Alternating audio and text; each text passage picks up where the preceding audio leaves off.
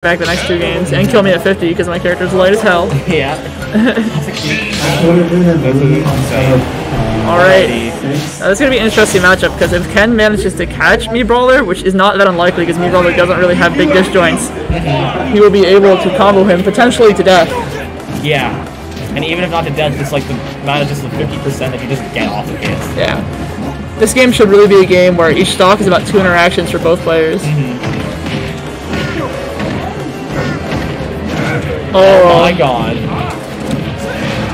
See, so far it's been 2 interactions, but they're both alive, surprisingly. Yeah. Solid. Oh, he gets the 2-frame with the shot put. Even on percents, basically. Both characters can be pretty lethal right here. An up smash from the Brawler or an up B from the Ken. And that's the one we saw first. Getting it.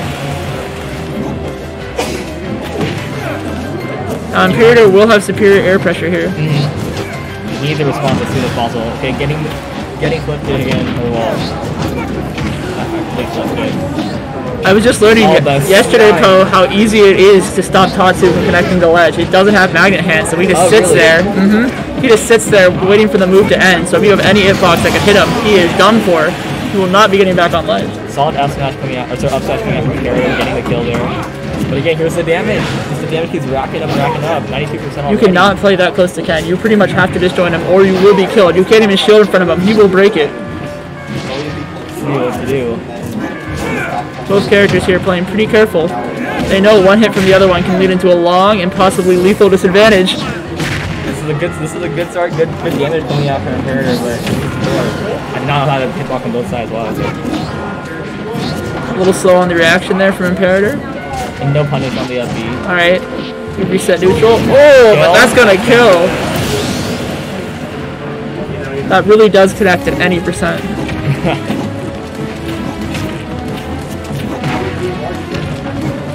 Lots of these like soft hairs coming out. Oh, trying to get the outside, like almost like Fox like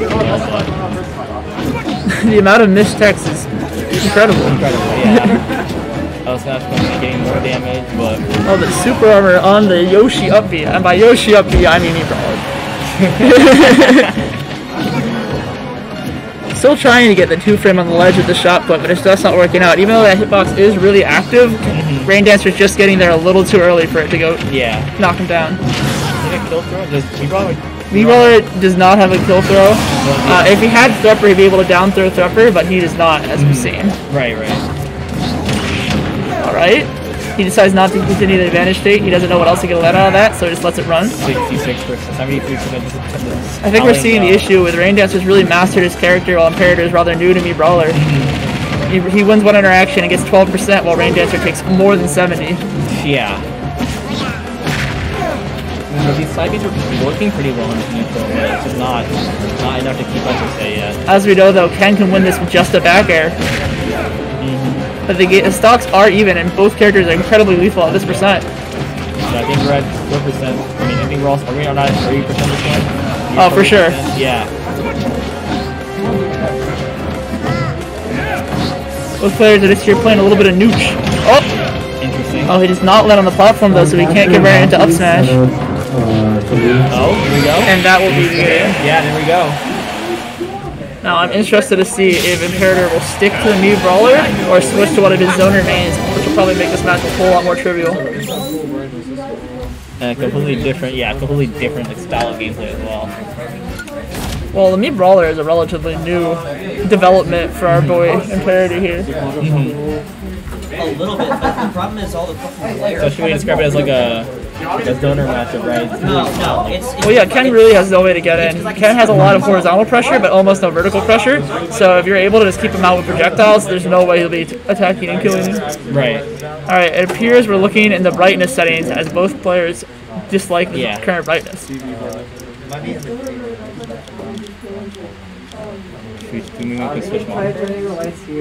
Yeah, that would help. Alright, we're now going to be turning down all the lights in the venue to improve the visibility of this monitor. Like, especially with that I can't see.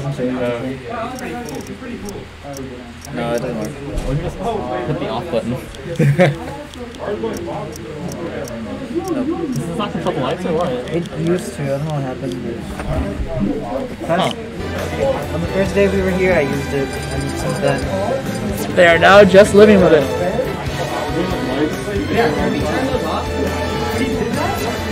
We just tried to, and the light switch machine isn't doing anything. They even hit the off button, nothing happened. I mean, it looks a little better. Oh, right. Yeah. Okay, that's a little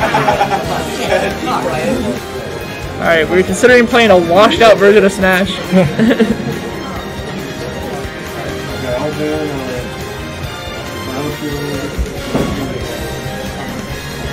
It's been an interesting bracket so far. Anything memorable for you so far? Not that I want to mention. On the good way, okay. I took a game off RAINDANCER. That was pretty fun. As we can see here, he's a lethal Ken. You got to do well to show how viable I am. It's not that I'm bad; it's that he's good. And I mean, after all, if he keeps getting further in bracket, it means that you lost like the winner. Exactly. I basically top 8. Now, don't pay attention to how I didn't lose this bracket. Are you redemption with me? Yeah, I'll be redemption with you. We will be having the redemption bracket once we start top 8. How was it? It's crazy. Did you win? Actually crazy. Did you win? My battery died halfway through the second match, and I had to give a stock. I lost an entire stock. So as I thought, we are seeing the Belmonts come out. Now this should be a much better matchup for Imperator. Ken just cannot deal with this amount of pressure. He can try to approach from the sky, but the only real approach option he has in the air is Nair. Which is clean. Well, Nair is a fine move, but only having one way to approach is not something you typically want to see. However, RAINDANCER is doing his famous parries, which is the one way Ken can deal with these projectiles. As you see, every time he's got a hit, it started with Nair so far this match, and it really hasn't converted into anything. I mean, like, for the first 10 seconds, we just saw RAINDANCER just go push back and back and back at all the projectiles until like just at lead, basically. Exactly. Even with his parries, he wasn't able to move anywhere. He's just able to not take damage, which isn't enough. But he's still keeping up. Like, he's got a percentage lead in the match. As you can see, when he does get in, it's absolutely lethal. However, this is a very good matchup for Belmonts, not only because of projectiles, but Belmont's biggest weakness is offstage pressure, which Ken really doesn't provide. Didn't get it though. Gets a hit in, but looking for a kill as soon as possible. As you can see, RAINDANCER clearly knows how to get off the ledge around Belmonts. He knows how to play around the holy water, and he's able to take the first step. Let's see how much extra credit RAINDANCER can get. It's looking like not much, but he's able to get back on ledge, but he neutral get-ups into the holy water. About to take it That is... Oh, but the boomerang's able to free him before his death, but he still took a solid 52. Good work. He's furious, very on deck. Yeah, Imperator has a pretty easy time trying to zone out this Ken, but the RAINDANCER is absolutely able to parry some of those hits and get in anyways. Not again. He gets up into the holy water once more. I keep wanting to say PK Fire. There's too many Nesses at this university. Might as well be PK Fire. Wow, able to actually take out the fireball with his paint. Oh, this is all true. I'm telling the crowd it's all true. I'm not sure if I believe it.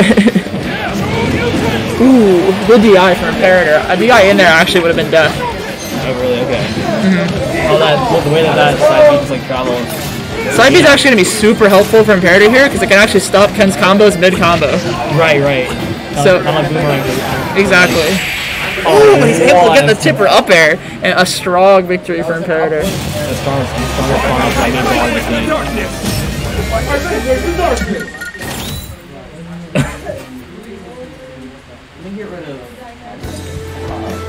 Alright. We're thinking about the bands here. What do you think they'll be? I don't know. I felt like I heard him say FD, which is smart against Ken, but FD is so good for Belmonts. So Smashville has to be banned for this.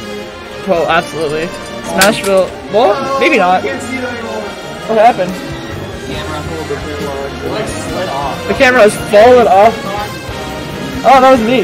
Yeah, look at the length of the wire. I see. You mean Waltz? Oh, we got some.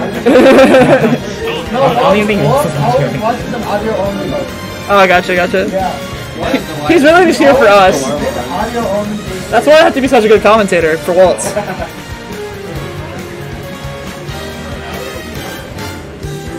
I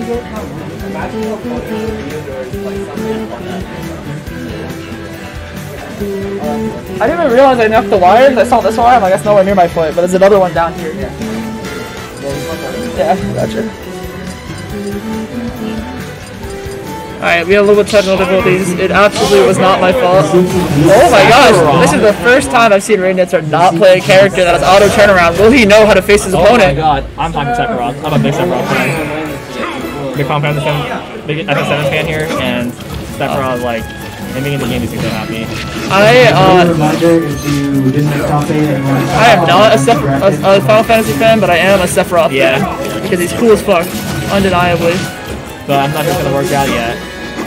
Yeah, this is an interesting matchup. It is a better matchup on paper than any of the fighties, but I have just never seen RAINDANCER even attempt to use a character that is not in the Shoto area. That was an insane combo. You got in on the Belmont, and the Belmont took you to the moon. It's actually a strange matchup because you'd think you don't really know where to be at Sephiroth. You have a very precise range you want to be in this matchup because if you're too far, you're going to be surrounded by projectiles, which he doesn't have a really easy way to deal with. But if you're too close, Belmont actually probably still has more pressure than you. You need to stay right in the mid-range. Like in the place where like you can get your sweet spots and stuff. Exactly. It also outrange his Nair, outrange his up B. If you can just mash on a shield without getting up B, that would be a whole lot easier matchup for you with Sephiroth. These downers getting punished again so far. Well, Simon Belmont has so much pressure out of shield, so it's actually not that bad whenever he gets up close like that. Really, his strength's going to be staying in the air and letting those forward airs and back airs and just trying to keep him out, but not so far out that he'll be doing projectiles. Right. It's a really tricky balance, and considering he doesn't play Sephiroth that much, as far as I know, it will be a hard one to come up with on the spot, as we can see. But getting the stock is a mistake coming after him. Oh, absolutely. He still definitely has a shot here, especially with Wing. The amount of mobility he has off stage compared to Imperator is unreal. If he can get Imperator off stage and just carry him away with those forward airs, it's done for him. He'll lose the whole stock at 0. Oh my god. But there we go. He'll have to do that twice if he wants to win, and he won't even spawn him with a Wing, so this will be a really rough comeback for him. He needs to get a grab or something to get these combos started, get in the air and able to avoid the side B though. He's still neutral getting up into the PK fire, into the holy water. Getting him back to stage, not for long. I feel like we're gonna continue to see like this game to stay at ledge. And Imperator just kept him at ledge for so long. Imperator actually could have died there if he went for the back air and recovered with his extra jump with his Wing, and then but Imperator gets the kill. Sephiroth is a light character. And we see the end of this set.